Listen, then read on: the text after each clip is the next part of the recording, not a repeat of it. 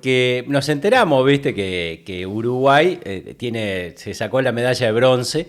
Tenemos el tercer puesto, la tercera persona, el tercer narcotraficante más buscado por la DEA, ¿no? Por la División Antidrogas del Estado Americano, es Sebastián Marcet. O sea, los uruguayos tenemos por primera vez en la historia, no solamente uno en el ranking de los más buscados, sino es el tercero. O sea, él era el cuarto, vamos a aclarar. La muerte del Mencho, el famoso Mencho que todos ustedes conocen, lo hizo subir un lugar, lo puso en el podio, claro. El primero es el jefe del cartel de la Mara Salvatrucha, o sea, la gran Mara salvadoreña, ¿no? Americano-salvadoreña. El segundo es el hijo del Chapo, ¿tá? Y el tercero es nuestro Sebastián Marcet. O sea, Uruguay que no es tercero en nada, pero además yo quiero pronunciar, porque esta columna va al fondo de la cuestión, así que esto es así. Uno puede decir, bueno, Sebastián, nosotros no somos tercero en nada, ni siquiera en fútbol. Cuando salimos cuarto tiramos cohete. Nosotros ganar una medalla de bronce, o sea, que Uruguay, que normalmente es un país chico y medianamente, digamos, fuera del círculo de droga, en el sentido de que no estamos, ni somos productores, ni estamos cerca de Europa o de Estados Unidos para vender droga, que un narco nuestro haya logrado eso. Y ahí uno puede empezar a echarle la culpa a mucha gente, ¿no? O sea, puede empezar a decir, es el gobierno actual, es el gobierno anterior, es el anterior al anterior. Es válido, ¿no? O sea, Marcet tampoco nació en el gobierno de la coalición, también tiene antecedentes antes y también tiene obviamente que, como dice Bukele, el Estado siempre puede con los delincuentes. Si no puede, porque hay corrupción dentro del Estado, eso es lógico. Aparte, los que le gusta estudiar Marcet tiene vínculo, bueno, de todo tipo, calibre, pelo. Pero déjame que voy a seguir un poco más, porque también uno le puede echar la culpa, ¿no? Digamos, a la sociedad que ha perdido valores, y eso es muy cierto, ha perdido valores, cada vez la convivencia es más dura, los crímenes han aumentado los homicidios. También es cierto que se le puede echar la culpa al cuerpo electoral, porque el cuerpo electoral sistemáticamente votó en contra de las medidas que el sistema político le decía para mejorar las herramientas que se le daba a la policía. Se votó en contra de bajar la edad de imputabilidad, se votó en contra de los allanamientos nocturnos. O sea, el cuerpo electoral también es culpable. Pero yo voy a seguir, y a los que me escuchan le pido que me sigan en este nuevo nivel de análisis. Yo creo que la persona que también es culpable es el famoso juez Zaffaroni. ¿Quién es Eugenio Zaffaroni? Es un juez argentino, nacido en los años 40, que él tiene una doctrina del derecho penal, que es la que ha ganado totalmente la batalla filosófica en el derecho penal uruguayo. Y en la magistratura y en todos lados. Y mucha gente ni lo conoce. O sea, mucha gente ni sabe quién es. Pero es una persona que le ha hecho más daño al Uruguay. Porque Uruguay en los años 50 tenía 1000 presos. En 1950 tenía 1000 presos. 1000, cero, o sea, 1000. Hoy tenemos 16.000. Y los uruguayos somos más o menos la misma población. Y la pobreza es más o menos la misma. Y el desempleo es más o menos lo mismo. O sea, Uruguay del 50 y el Uruguay de ahora no hay demasiado. Quizás ahora somos incluso un poquito más igualitarios y tenemos menos pobreza. Pero en 1950 teníamos 1000 presos. El famoso Uruguay del 50. Y antes menos. Entonces, ¿cómo llegamos a esta situación? Bueno, hay que buscar las raíces filosóficas. A veces se habla de la batalla cultural, pero la cultura lo que hace es difundir una filosofía. ¿Cuál es la filosofía que tiene Zaffaroni y por qué es tan perniciosa para nosotros? Él sostiene que no tiene sentido la sanción penal, que la parte retributiva de la pena no tiene sentido, que no tiene sentido llevar a nadie en cana, que no tiene sentido la retrusión, que el delito ya fue, que no vale la pena, que en realidad es un mal necesario, pero si pudiéramos que nadie fuera preso, sería lo ideal. Y ahí ataca el corazón del sistema occidental de pena. Ahí voy a tratar de ir, ¿no? Digamos, Occidente desde los romanos son los tipos que se sientan y escriben todo el derecho, ¿no? Dicen, bueno, la familia le murió alguien de la familia en vez de pedir venganza, que venga el Estado y el Estado va a hacer justicia. Eso es lo primero. Pero la justicia es retributiva, es decir, Ellos creen que hay un orden moral sagrado, hay un orden de la sociedad que se rompió y es el deber del Estado retribuirle al dañado lo que hizo. Una de las tres componentes de la pena es la parte retributiva. Eso lo toma el derecho romano, lo dice claramente, es un deber sagrado penar. No es una opción de que el Estado tiene de penar o no penar. Es un deber sagrado. Lo toma también la Iglesia Católica. La Iglesia Católica hoy, cuando habla de la pena, habla de la parte moral, de la parte retributiva moral. Hay algo que pasó mal y se tiene que volver. Y después tiene otra, obviamente que tiene la parte de que si está preso, lo que se llama el utilitarismo de la pena, ya no va a seguir delinquiendo. Y si, bueno, también se lo puede fuerza o incentiva que la persona encuentre el camino del bien. Pero seguimos en este devenir histórico de Occidente y hay que hablar de Immanuel Kant. Kant es un tipo, es un filósofo que es magistral, o sea, que lo que da es realmente... Él dice que el imperativo moral categórico es penar. Es decir, la pena no es una opción ni del Estado, como decían los romanos, ni de la moral cristiana, como sostienen los católicos, como sostenemos los católicos. Para Immanuel Kant, penar es un deber, es un imperativo moral. Immanuel Kant dice, si alguien roba hoy, yo lo tengo que penar, lo tengo que mandar preso, aunque yo sepa que el mundo se acaba mañana. Es decir, el deber de penar es un imperativo categórico.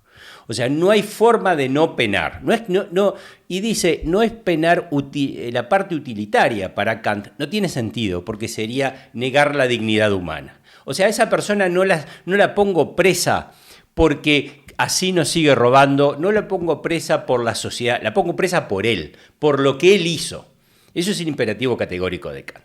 Obviamente que el derecho siguió. Uruguay tiene un código penal que casi todos ustedes saben, es heredero de la doctrina utilitarista italiana, que básicamente dice, bueno, sí, nosotros vamos a penar porque le hace bien a la sociedad, le hace bien al individuo. Hay una parte retributiva que es, obviamente, si robó a la familia que le robaron, tiene que sentir que el tipo por lo menos está preso. Hay un daño que se hace, hay un daño al orden moral. Y cuando teníamos y éramos felices con ese sistema, aparece este señor Zaffaroni que dice que nada que ver, que lo mejor, y los que duden de mí, fíjense en internet que hay abundante doctrina, que la cárcel no sirve para nada, que el delito ya pasó, que no hay un sistema moral para proteger, que todo eso son invenciones digamos, de las formas de poder, que no hay forma de distinguir la pena de que algo va a pasar bueno a partir de que yo ponga una persona en la cárcel. Y eso ha permeado tanto nuestro... Bueno, entonces es lo que tenemos. Entonces, cuando el resto de la teoría penal evoluciona de otra manera, evoluciona también a los que les interese, evoluciona diciendo, bueno, Juan robó, sí, robó, y entonces como el papel dice que hay que ponerle 5 años de cárcel, le voy a poner 5, pero ¿quién es Juan? ¿Juan robó 10 veces? Entonces, no es que Juan robó, el problema no es el robo, es Juan, que ya es un delincuente, que ya sabemos que va a seguir robando. Y la otra parte que es muy importante, y es lo que se está aplicando hoy, que es lo que vemos con el Mencho, y es lo que vemos con todo lo demás, en la captura del Mencho murieron entre 30 y 70 personas, que lo estaban defendiendo. O sea, ¿por qué murieron? Y por qué formaban parte de la organización del Mencho. Capaz que ese que mataron no había hecho nada malo, pero formaba parte de la organización. Es decir, la doctrina penal moderna no solamente se fija en Juan, en lo que robó, el hecho de robar, sino en quién es Juan. Es decir, digamos, en un pueblo se roban 2 panaderías. Uno lo roba porque Juan es la primera vez que tiene hambre y entró a robar, es un caso, pero Pablo forma parte de una organización criminal. Ese pan no era para Pablo, era para la orga. Se juzga distinto. Entonces nosotros, el derecho penal uruguayo, está imbuido de un concepto que además si uno lee todavía lo siguen defendiendo. O sea, Zaffaroni fue juez de la Suprema Corte, estuvo en el Comité Interamericano de Derechos Humanos, es un ídolo, ¿no? Acá lo que se llama la justicia garantista. Entonces, estamos donde estamos, pasamos de 1.000 presos a 16.000 presos, pasamos de ser una sociedad que normalmente no teníamos narcotraficantes a tener una tasa de homicidios enorme, porque tenemos un problema filosófico. Perdimos los referentes morales. Veníamos con una doctrina, la voy a repetir, romana, católica, de filosofía de Occidente, que había sido muy bien adaptada por Jiménez de Arechaga. Al derecho uruguayo hay que seguirlo adaptando, pero después nos convencimos que la cárcel no sirve para nada, que el Estado es el opresor, que el delincuente siempre es una víctima de la sociedad, y si es una víctima de la sociedad, ¿por qué a Juan lo voy a llevar preso? Y lo que logra, y ahí usted dice, bueno, pero si meten menos gente presa, ¿cómo hay más gente presa? O sea, si la doctrina dice no hay que llevar a nadie preso, ¿cómo es que cada vez tengo más gente presa? Porque la gente va presa un mes y entonces se da cuenta que puede aguantar, entonces puede agarrar una condena de 8, de 7, de 10, y tenemos tasas de 70, 80% de la gente que sale de la cárcel, vuelve a reincidir. Y entonces cuando uno dice, ¿cuál es la base? La base es Zaffaroni. Ahora, ¿hay esperanza? Y sí hay esperanza. Suiza hoy tiene 6.900 presos, hoy, con 10 millones de habitantes, o sea, están por llegar a los 10 millones de habitantes, que era lo que Uruguay tenía en los años 50. Ahora, acá nadie le vino a vender el verso de que la justicia retributiva no existe. Acá los presos laburan. Cuando le ponen la condena, lo condenan a trabajar de lunes a sábado 8 horas diarias. Y esa, querido amigo, es la solución de todo lo que se habla de seguridad. Si no llegamos a que nuestros presos laburen 8 horas, un país que tiene campo, va a ser dulce, ¿no? O sea, podríamos poner a todos nuestros presos a plantar papa, boñato, zanahoria, o como hace Bukele, hacer uniforme, o la que sea. Porque en realidad, trabajo hay. En un país como Uruguay, trabajo hay. O sea, podríamos tener 16.000 personas trabajando, que haría lo que la Constitución nos pide, que es que realmente sea una forma de que la persona salga del ciclo del delito. ¿Tá? Profilaxis del delito es lo que dice la Constitución. ¿Qué es hacer profilaxis del delito? Es limpiar, como se limpia en un hospital. En un hospital se hace profilaxis, o sea, no limpio solamente, limpio para asegurarme que no queda nada. Hoy nuestras cárceles son escuelas del crimen, tenemos 16.000 personas en esas escuelas, 70-80% de los que salen vuelven a delinquir, y a todos nosotros nos tenemos que poner a discutir cuál es la solución para esto. Y la solución, a mi modo de ver, yo ya lo dije, es dejar de echarnos las culpas entre el sistema político y poner arriba de la mesa el trabajo obligatorio para las cárceles, que es algo que hay que ponerlo cada día más fuerte, porque si no esto no lo para nadie.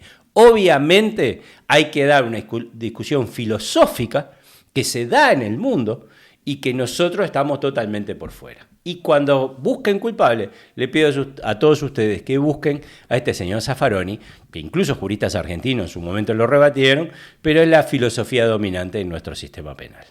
Así que bueno, amigos, con esa mala noticia de que tenemos la medalla de bronce en la gente que busca la DEA, les invito a que busquen a este señor Zaffaroni, vean los disparates que dice y lo caro que nos ha salido como sociedad. Y ese sería el final de mi columna.